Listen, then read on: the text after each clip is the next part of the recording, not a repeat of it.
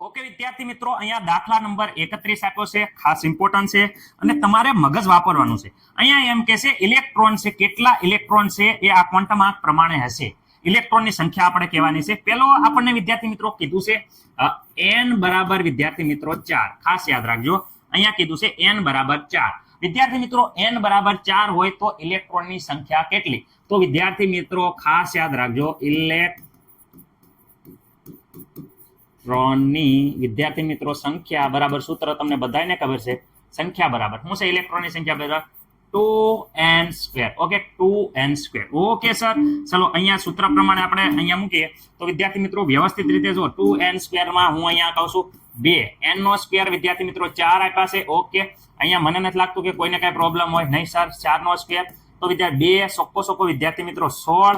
Okay, 16 દો ને વિદ્યાર્થી મિત્રો 32 ઇલેક્ટ્રોન હશે. કુલ ઇલેક્ટ્રોન કેટલા હશે? કુલ વિદ્યાર્થી મિત્રો 32 ઇલેક્ટ્રોન હશે. કઈ કક્ષાકમાં n બરાબર 4 હોય તો વિદ્યાર્થી મિત્રો આ સૂત્ર મૂકવાનું. જે સૂત્ર વિદ્યાર્થી મિત્રો ખાસ યાદ રાખજો, IMP. ઓકે, વ્યવસ્થિત રીતે આ કુલ ઇલેક્ટ્રોન મળી જાય. પરંતુ આપણને જો ms સ્પિન ક્વોન્ટમ આંક આપેલો છે, ખાસ યાદ રાખજો. રેડી? ms બરાબર કેટલા આપ્યા છે વિદ્યાર્થી મિત્રો? માઇનસ. ઓકે, જ્યારે આપણે સ્પિન ક્વોન્ટમ આંક ભણ્યા હતા ત્યારે વિદ્યાર્થી મિત્રો આપણે કીધું હતું કે આ જે કક્ષક છે વિદ્યાર્થી મિત્રો, કક્ષક. ઓકે, આ કક્ષકમાં જે ઇલેક્ટ્રોન વિદ્યાર્થી મિત્રો ઉપરની બાજુ હોય એની સ્પિન થઈ જાય છે +1/2. Okay sir, ready? જે વિદ્યાર્થી મિત્રો ઇલેક્ટ્રોન, ખાસ યાદ રાખજો, જે ઇલેક્ટ્રોન અહીંયા નીચેની બાજુ વિદ્યાર્થી મિત્રો આવી રીતે નીચેની બાજુ હોય તેની સ્પિન, ઓકે, તેની સ્પિન કેટલી થઈ જાય? -1/2. ઓકે સર, તો આપણે માત્ર ને માત્ર -1/2 વાળા તે ધ્યાનમાં લેવાના છે. એનો મતલબ કે કુલ ટોટલ 32 ઇલેક્ટ્રોન હોય, એમાંથી વિદ્યાર્થી મિત્રો અડધા 32 ઇલેક્ટ્રોન માંથી હું એમ કહું છું કે 16 ઇલેક્ટ્રોન જે ms નું મૂલ્ય શું હશે?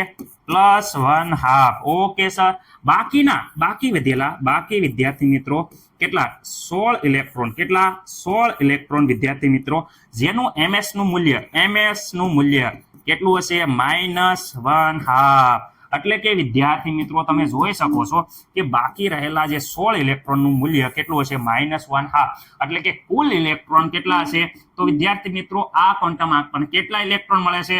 તો અહીંયા લખીએ કે 16 ઇલેક્ટ્રોન. કેટલા વિદ્યાર્થી મિત્રો? 16 ઇલેક્ટ્રોન. રેડી હોય છે.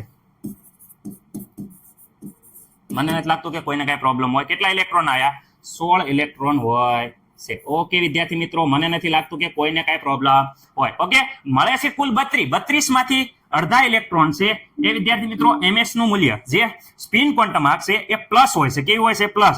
અને બાકીના જે રહ્યા એની વિદ્યાર્થી મિત્રો સ્પિન ક્વોન્ટમ આંક કેટલી છે? માઇનસ. કારણ કે અડધા નીચેની તરફ હોય એની સ્પિન માઇનસ હોય, એટલે વિદ્યાર્થી મિત્રો આપણે માઇનસ વાળા ખાલી જોવાના હતા, એટલે 16 વધશે. ઓકે,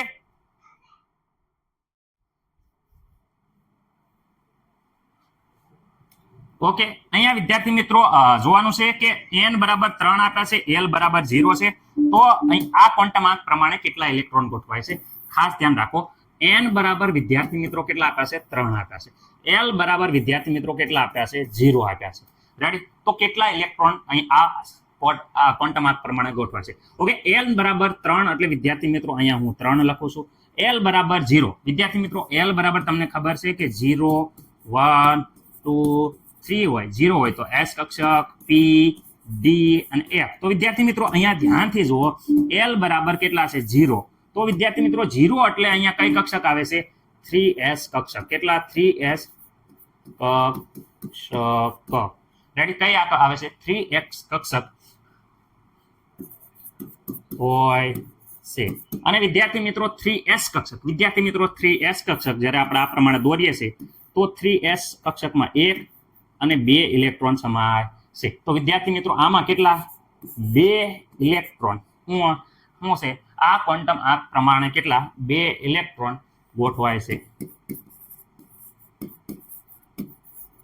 ઓકે, આ થઈ ગયો આપણો જવાબ. કેટલા ઇલેક્ટ્રોન?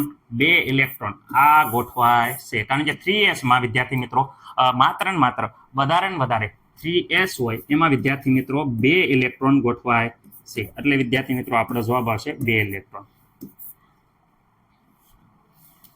રેડી? હવે મને નથી લાગતું કે કોઈને કાંઈ પ્રોબ્લેમ હોય.